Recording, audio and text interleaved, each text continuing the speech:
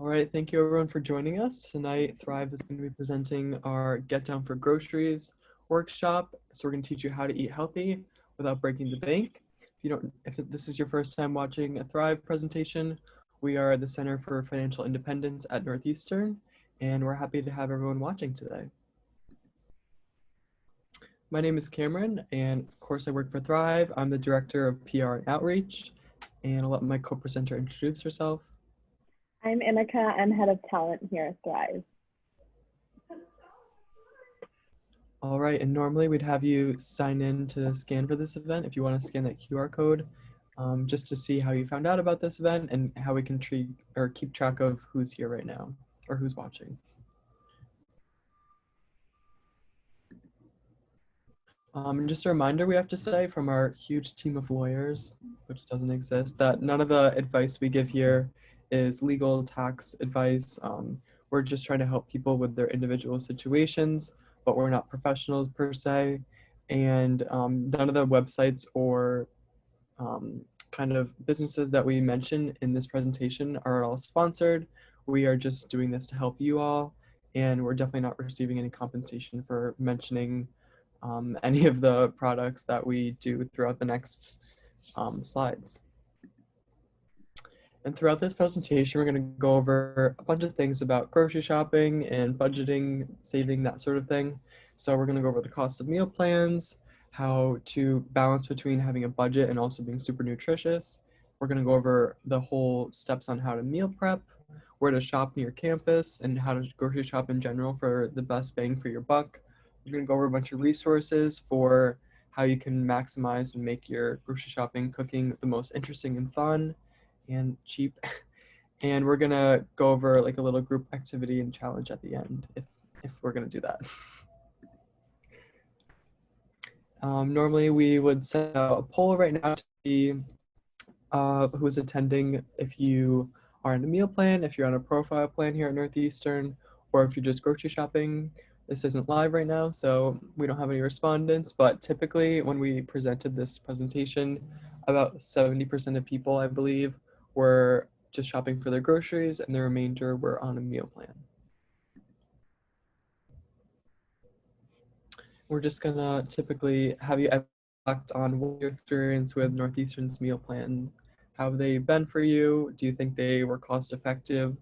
Are you still on one? So just take a second to reflect on that, if you will. And then we're just gonna go through kind of what Northeastern's meal plan structure is. So just to better understand it so you can make an informed decision for yourself. As you can see on the left, there's a lot of numbers there. Basically what it comes down to is the more meals you sort of quote unquote buy a week, the cheaper it is per meal. So for unlimited quote unquote 21 meals a week, it's just over $13.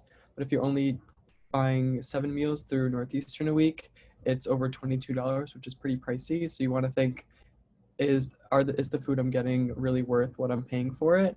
And does my needs for how many meals I need a week match up to what I'm paying for it? So really, we want you to reflect on what the best solution is for you.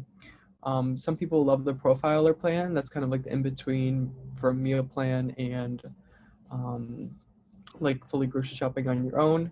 Typically, they're about $18 per meal. So again, it seems like kind of a good deal if you just like buy the meals straight out. But as you can see on the right, sometimes it's a lot cheaper if you just buy it a la carte versus paying $18 for a swipe. You could definitely rack up a bill at some places like Tate. I think anyone could spend easily $20 there, but there are some more affordable options for grabbing dinner or something like that. Maybe at Wollaston's, they have small dinner meals there as well. And just at the bottom, if you can check that out, we kind of built up, if you only eat in and kind of budget your groceries to $75 a week, your price per meal, if you're eating breakfast, lunch, and dinner of the week, is about $3.50.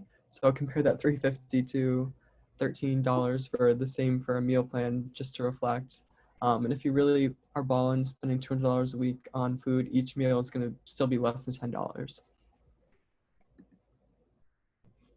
And for our friends who are on meal plans, I'm not going to forget about you. We have some tips and tricks for how to kind of maximize your dining hall experience, more or less.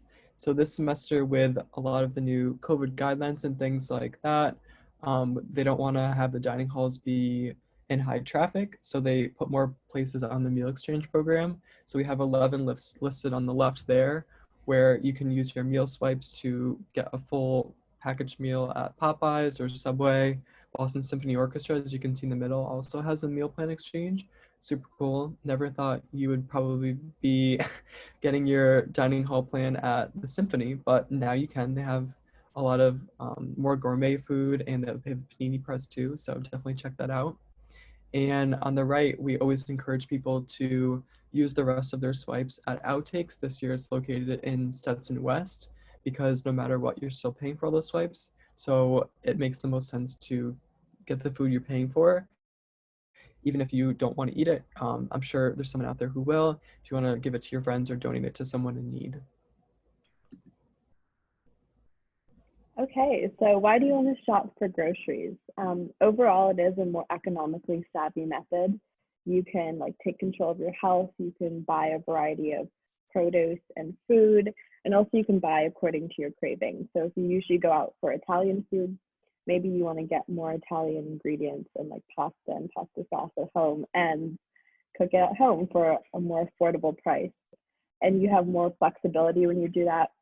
You can cook anytime, and you can also cook for other people or with other people.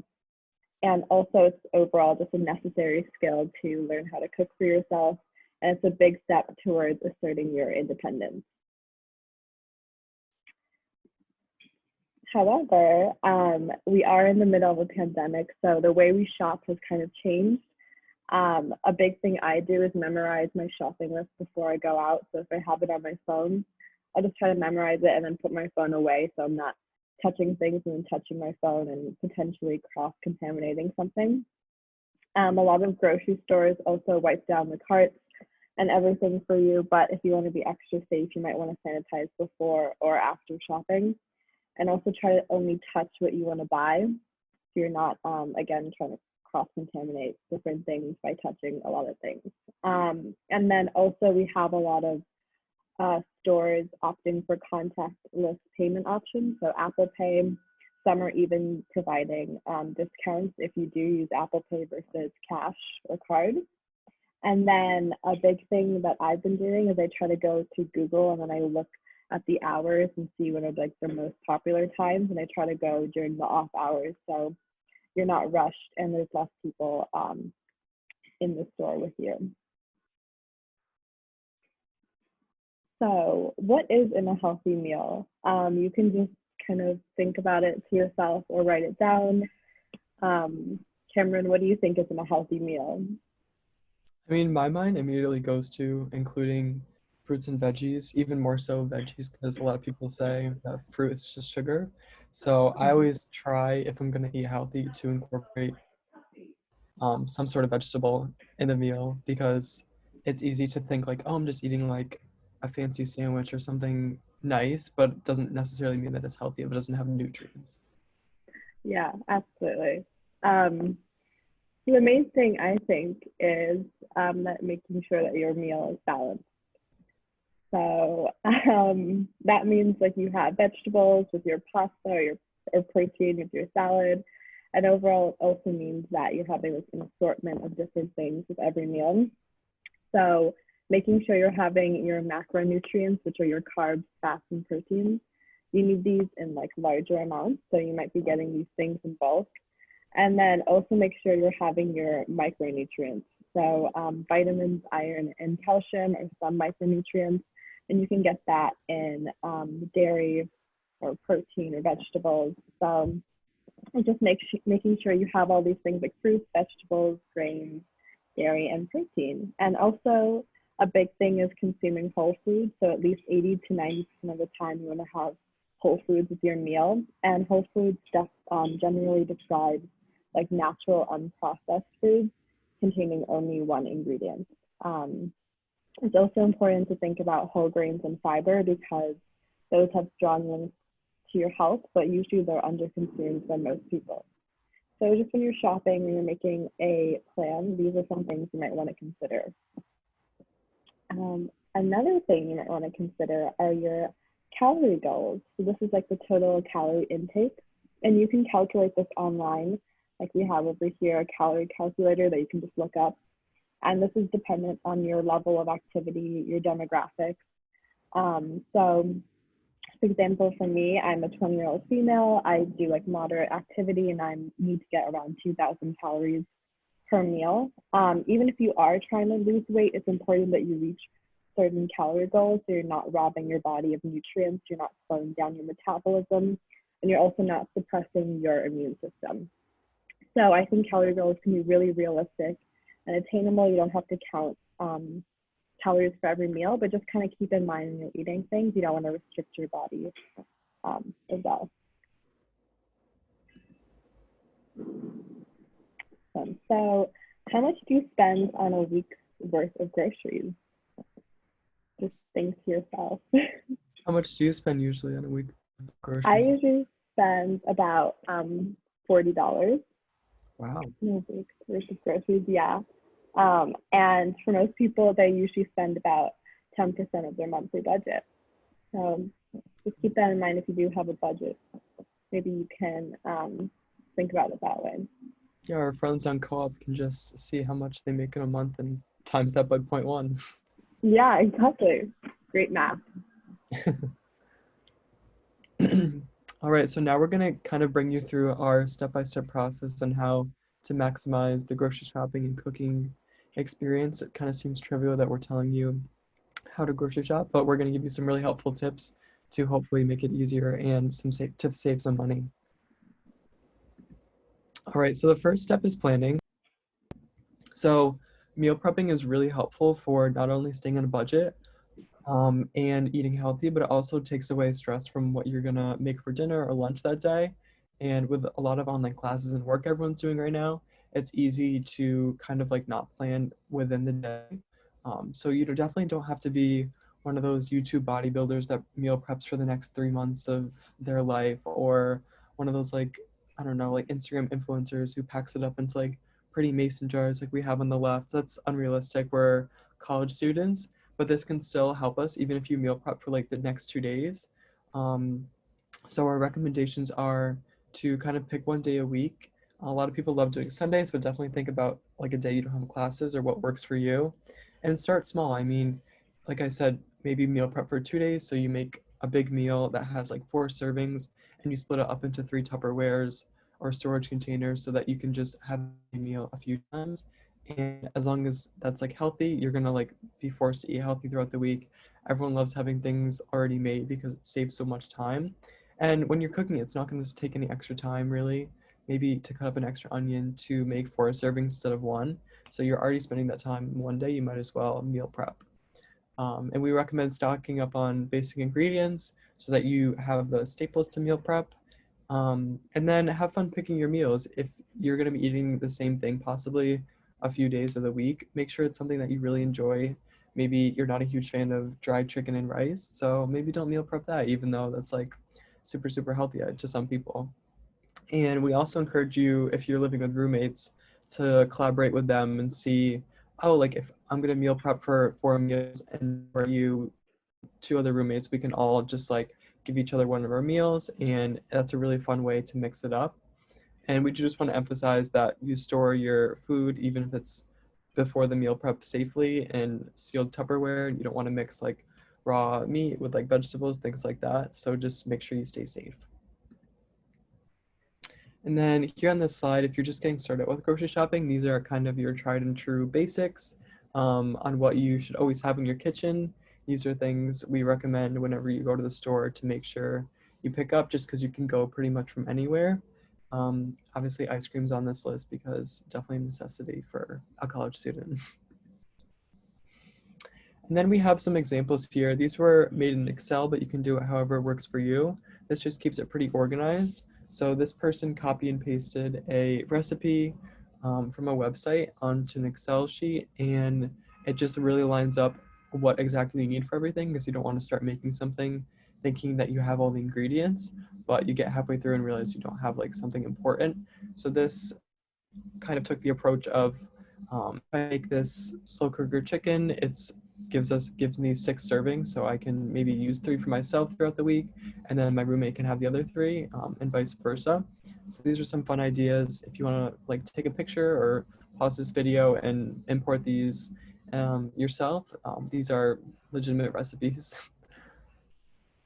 And then similar to that, you can kind of derive it to a shopping list. What you do have is listed on the right, and then what you don't have and you need to pick up is listed on the left. And this is just a way to be super organized in terms of picking up and planning what you need to make your meals throughout the week or whenever you need to cook.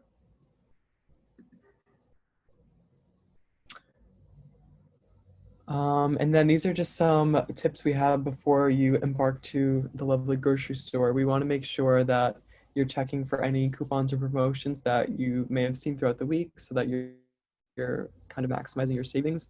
You don't have to be an extreme couponer and like get free everything for $300. That's kind of unrealistic.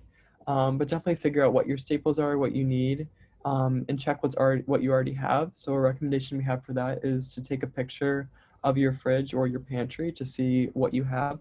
So if you're ever questioning at the grocery store, do I have eggs? I feel like I ran out, but I'm also maybe thinking of last week. You can just pull up that phone picture on your phone and see that you do already have them or you don't have them or something like that. So you can cross check it and it's going to be recent.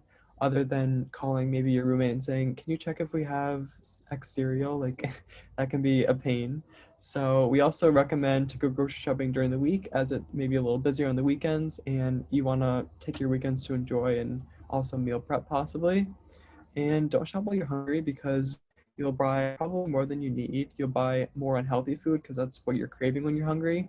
If you shop on a full stomach, you'll probably be more likely to get healthy food and also be in a better mindset too. And we recommend to shop alone so that you're really focused on your budget, you're focused on what is best for you and your health. If you have any like vitamin deficiencies or you need more protein in your diet, you'll be more focused on that if you're shopping alone versus if you're with friends, you may be thinking, oh, like she picked up this cereal, I should too as well, and something like that. Okay, so once you have your plan and your budget in place, it's time to go shopping. Our favorite part. So these are some grocery stores near Northeastern that I like to go to. The more affordable ones are Tropical Foods, Trader Joe's, which is in Back Bay or by Brookline. There's also Star Market in Fenway or Prudential, and then there's also Stop and Shop as well. Other popular places I know people go to are Whole Foods and Wally's, but those can be more pricey than the ones I mentioned before. So just be aware. But once you get there, this is when the fun stuff starts. Usually, it's important to know that generic brands are cheaper than the other more popular branded items that you see. So when you do see things like side by side, I usually go for the generic because it tastes the same and it's like the same ingredients as well. So that's a good thing to know. You want to think about who you're shopping for. Like, are you shopping for yourself? Are you shopping with your roommates? How many like perishable items are you gonna get, and will you be able to consume it before they go bad? So think about like portion sizes and which things you want to buy in bulk, and then you can also freeze them as well. So usually that is cheaper per unit price if you do buy in bulk. And the healthy things are usually on the perimeter of the store. So walk around and look at everything. You might be surprised by what you see and the prices you see, and also remember to like look up and down eye level as well. And the further you go outside of Boston in terms of like stores, usually things are cheaper for groceries especially. And remember that the most expensive food is wasted food. Okay, so this is just a comparison of store brand versus like national brands. And as you can see, like store brand items are always much cheaper. You can save almost like 20% more if you get the generic brand versus the national brand as well. And just a quick story in this, I know a lot of people end up just buying like what their parents bought when like they were growing up, or like what the national brand is, just because it's what you're familiar with and what you're used to. But we're definitely encouraging you to kind of step out on your own and compare the different prices and realize that they're probably more or less the same thing. I remember in middle school I visited this like cookie factory in New York, and um, they had like their fancy cookies or whatever from Freihofer's, and at the end of their cookie manufacturing line, they literally just put it in to their own boxes, which are branded all fancy, and then they had another line for like Stop and Shop and like other grocery store brands, and it was like the generic like store bought brand. So people pay less for that. Literally the same exact product. They're just being packaged differently, and you don't even notice it. So just be cognizant of that. Yeah. Um, a great resource here in Boston is farmers markets as well. You can usually get like produce for a really affordable price and it's fresh and amazing.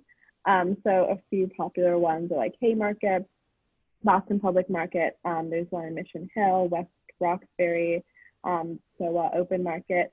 And you just want to like check the times. These are kind of updated for COVID, but soon they also will be closing as well.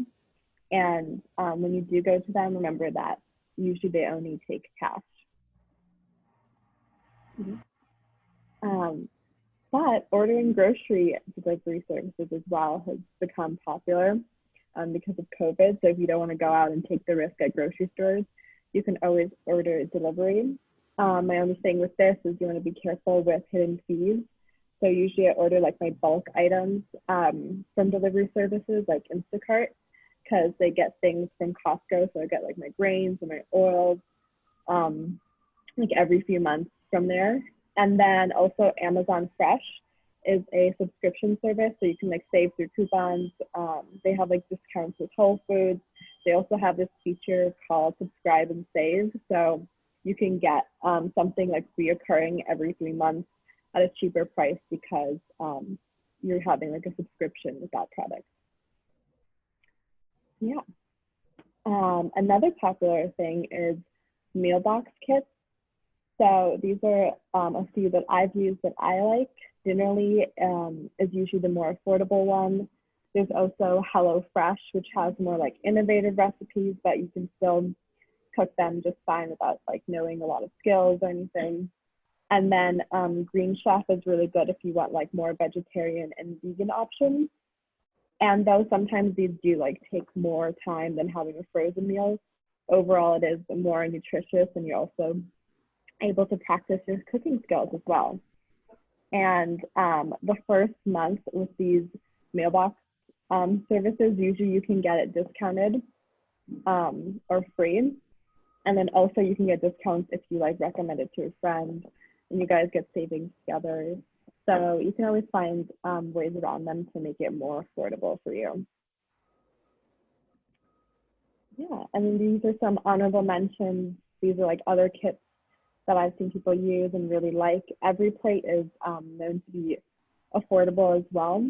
And then like Blue Apron is for people who really want to practice like their cooking skills. And then Home Chef is similar to HelloFresh and like it has really fun and innovative and tasty meals. And then Purple Kit is like a more vegetarian vegan option that has like good serving sizes as well. All right, so we're gonna get into some super simple recipes. Of course, you can look up super fancy ones online, but these are just gonna be some quick ones that anyone can bang out no matter what their experience is. But to start, we're gonna first talk about how I think it's universal that not everyone is the best cook. So you buy all these groceries, you walk into your kitchen, and you are like, I don't want to have something boring, but what am I gonna make with all these things? I'm not a chef. There is an app for that. We have an app on the left called Supercook, where you can actually, with your microphone, speak in the ingredients that you have, or which ones even that you want to use if you don't feel like listing everything. If you've got a super big stocked kitchen. And then on the right, there's this website called myfridgefood.com. And there's like a quick list of all the ingredients that are like pretty basic that you can check off if you have. And then it does like a computer algorithm and spits out what you can make with that. And that's really helpful to kind of take away the hard thinking of what to make from what you have. So it's helpful. Past that, we do have some fun, simple recipes to encourage people to make cheap meals at home. One of which is pizza. A lot of people think that ordering pizza is like cost effective, but in reality, you're paying a lot more for something that's pretty cheap to make.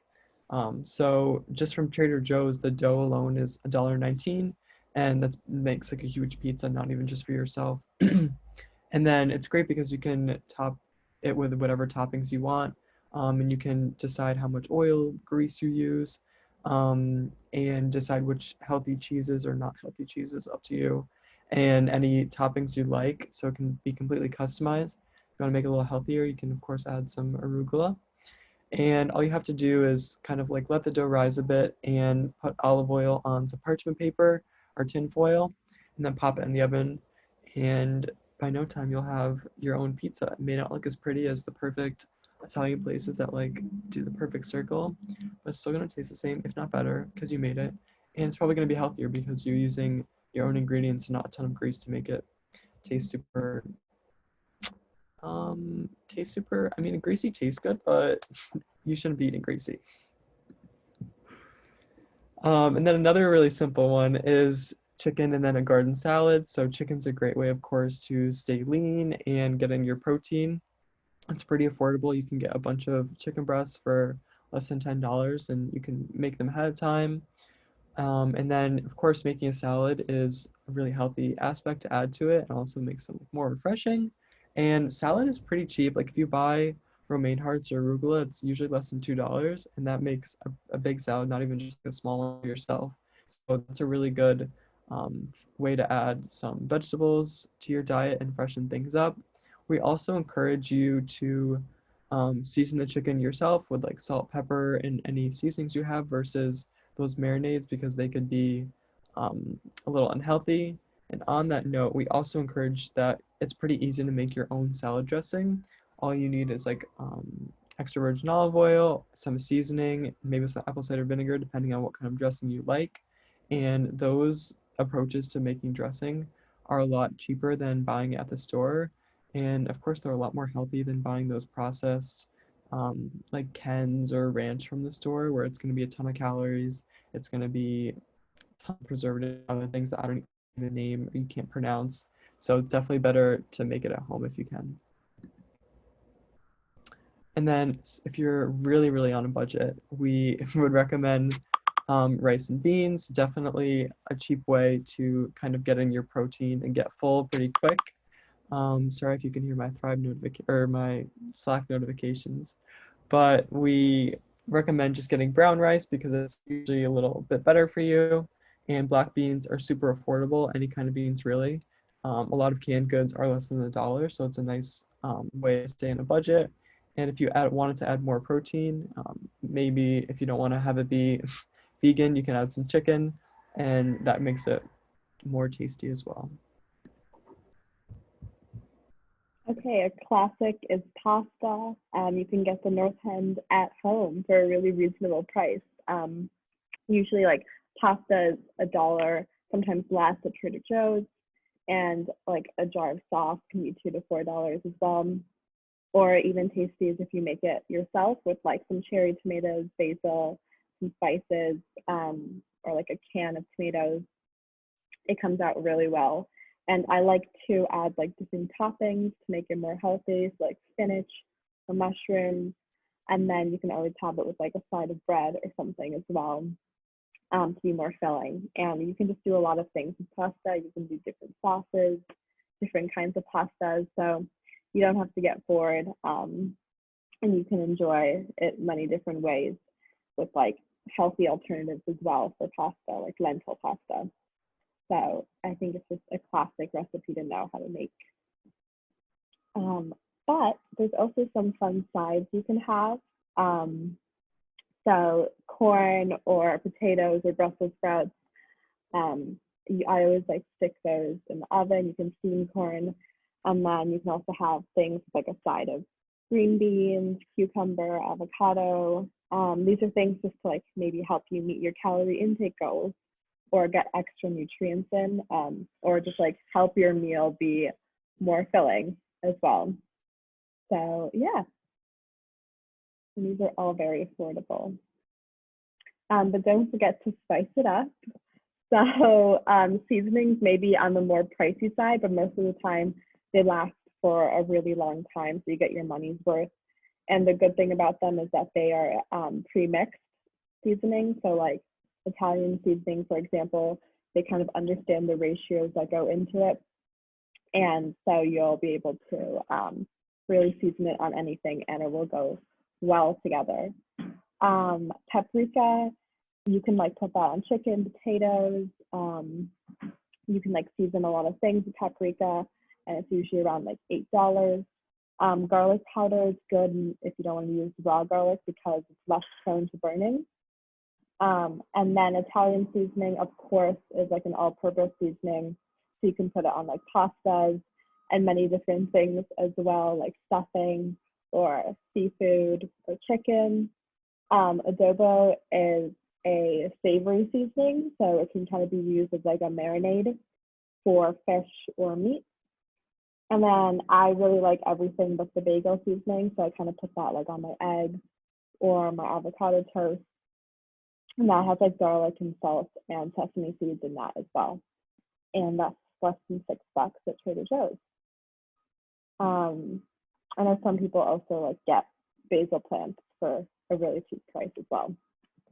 So yeah, a quick shout out to Food Network that is coming soon. It's going to be a budget-friendly, easy-to-make recipes of dupes of your favorite restaurants and foods in Boston. So that's going to be on our Instagram or on our YouTube channel. So make sure to follow us at NU Thrive. Okay, so where do you get your inspiration for recipes from? So just think about it. I know a lot of people get it from YouTube or Instagram or their friends. Yeah. My parents aren't necessarily the best cooks, but so I don't get it from them, bless their hearts. But I usually get my inspiration personally from my favorite restaurants. I am a big fan of Chipotle, but it adds up. It's like $12 each time. And Right. you can go on Pinterest or any website and look up copycat recipes for like their rice. It's gonna taste the Mm-hmm. same exact way. They publish their guacamole recipe, so you can really you create your own like Mexican bowls and have it taste. If you love Chipotle specifically, taste just like Chipotle. So I get my inspiration from restaurants that I enjoy. Yeah, you can get inspiration from literally anywhere and like anyone. For sure. Yeah. Um, so we have some resources for you guys. So the first one are some saving resources. These are kind of like cooking apps that help you save or help you budget or make lists. So Side Chef is more focused on making like healthier meals, and it's kind of like a meal planner. So you can pick a recipe and then it'll tell you what you need to get for it, and it'll like help you plan for the week.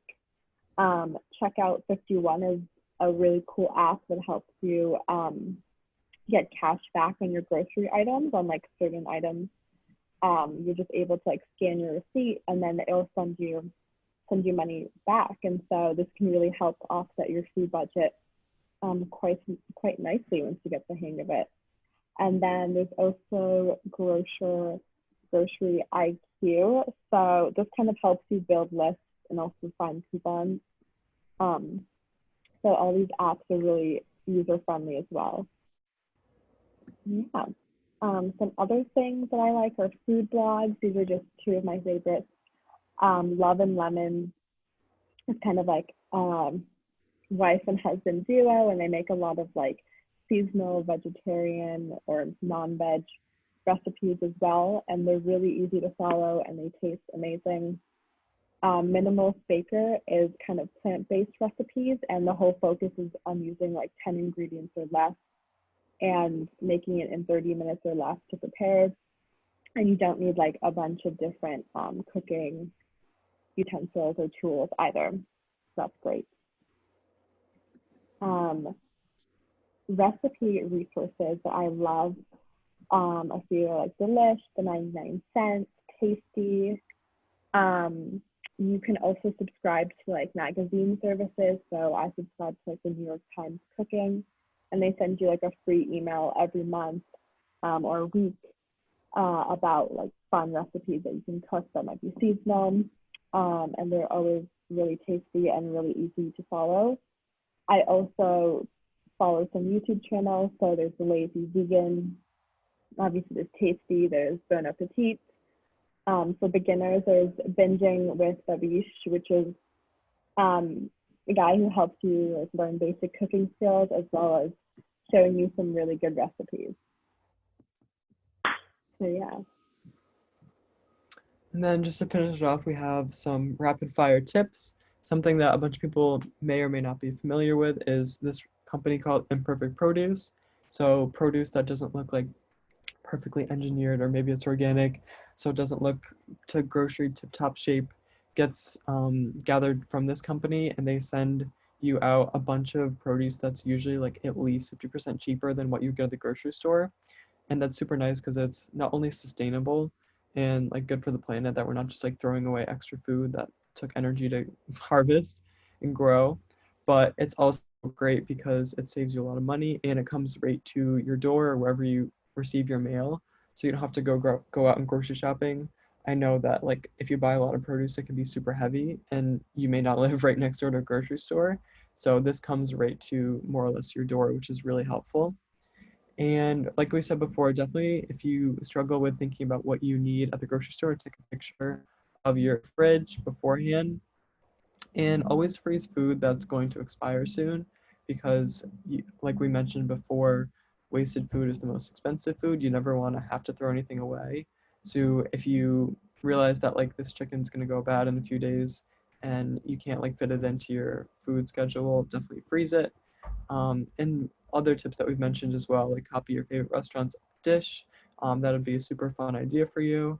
And like also make extra of whatever you're making so you can have leftovers. I know most people are big leftovers fans, so make enough for yourself to have extra.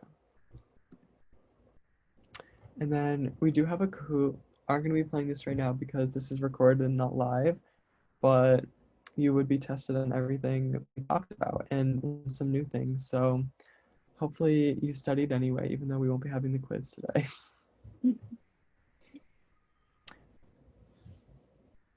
And just about us at Thrive, we are located in the Curry Student Center. Obviously, we're not really open for everyone right now as it's in person, but we really encourage everyone watching to follow us at NU Thrive on social medias, Instagram and Facebook. And also, we have PFAs, personal financial appointments with advisors who can help you with your one-on-one finances. It doesn't have to be with groceries at all. Talk about whatever you need. Um, Tax help if you need like help budgeting, things like that. They're there to help you one-on-one, and you can sign up at newthrive.youcanbookme. And also, if you follow us on Instagram, you'll be able to see that you can sign up for more events on our Eventbrite, and you can sign up for those ahead of time. They should all be posted as of now. So definitely, if you enjoy this event, come to more. Right, for the rest of the semester, we're going to be doing finance bootcamp for the next 3-ish weeks. That's going to be super helpful for kind of getting into budgeting, investing, that sort of thing. Yeah. All right. Okay. Thank you. Thank you all for watching. Hopefully this was helpful. Bye.